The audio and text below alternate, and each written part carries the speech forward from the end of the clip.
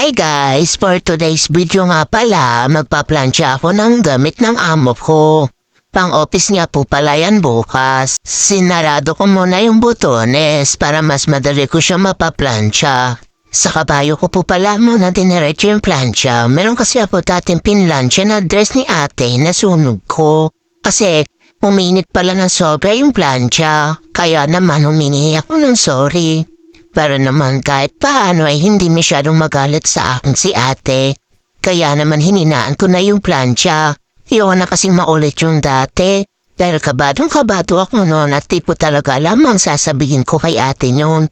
Nauna agad yung takot at kaba ko noon pero at least na kahit nakinabahan ako, sumingi pa rin ako ng pasensya kasi hindi ko talaga sinasadya yun.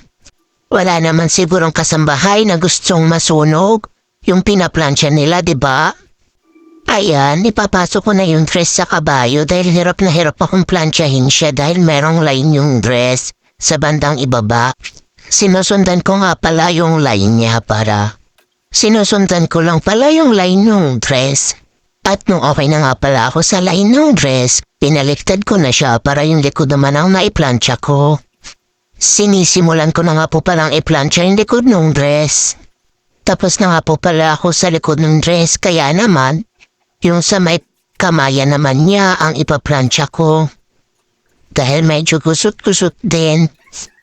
Patapos na nga po pala ako dito, yung isang kamaya na ang pinaplansya ko at tintingnan ko kung okay na.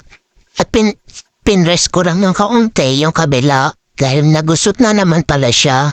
At ngayon na tapos na tayo, kaya hinanger ko na yung damit. So, lilikpit ko lang din tong kabayo. Baba!